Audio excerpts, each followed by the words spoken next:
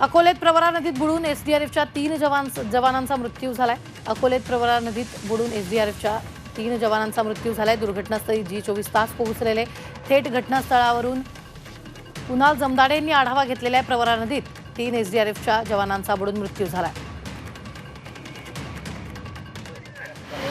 अहमदनगर जिल्ह्यातील अकोले येथे धक्कादायक घटना घडली आहे। नदीच्या पाण्यात पोहण्यासाठी 2 जण उतरले होते आणि त्यांना पाण्याचा अंदाज न आल्याने दोघेही बुडाले। त्या दोघांपैकी एकाला पाण्यातून काढण्यात प्रशासन आणि स्थानिकांना यश आलं, मात्र आणखी एक जण जो बुडाला होता त्याला काढण्यात यश आलं नाही। त्यानंतर एसडीआरएफच्या पथकाला पाचारण करण्यात आलं। त्या ठिकाणी सकाळपासून एसडीआरएफच्या पथकाच्या वतीने या ठिकाणी शोध मोहीम सुरू होती, मात्र त्यामध्ये एसडीआरएफचे जे जवान होते, जे पथकातील कर्मचारी होते, त्यांना त्या पाण्याचा अंदाज न आला आणि त्यांची जी बोट होती ती या पाण्यामध्ये बुडाली। आता आपण आहोत त्या ज्या ठिकाणी घटना घडली त्या ठिकाणी आहोत। आता आपण दृश्यामध्ये बघू शकतो या ठिकाणी जे बाकी जे कर्मचारी आहेत त्यांच्याकडनं बचाव कार्य जे आहे ते सुरू आहे। जवळपास एनडीआरएफची जी टीम होती ते 10 जण या ठिकाणी बचाव कार्य करण्यासाठी आले होते। त्यापैकी त्यांच्या 2 बोट होत्या। 2 बोटीमध्ये दोन्हीकडे 5-5 जण बसले होते आणि एका बोटीमध्ये एक स्थानिक जो नागरिक आहे, जो ग्रामस्थ आहे, त्याला या पाण्याचा अंदाज असल्याने तो देखील एका बोटमध्ये होता। मात्र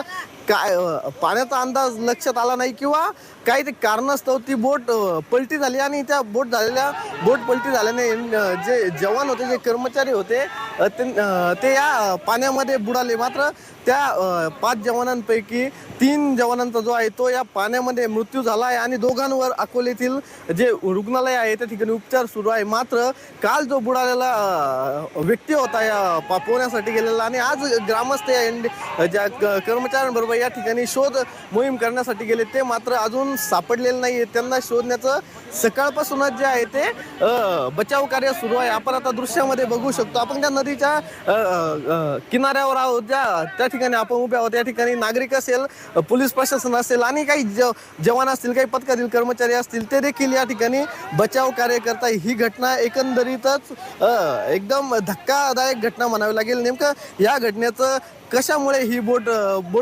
बुडाली आणि या बोट पलटी झाली हे कारण मात्र अद्याप देखील अस्पष्ट आहे। प्रशासनाच्या वतीने याची चौकशी सुरू असून आणखी त्या दोघांना शोधण्याचं देखील बचाव कार्य सुरू आहे। कुणाल जमदाडे, G24 तास, अकोले, अहमदनगर।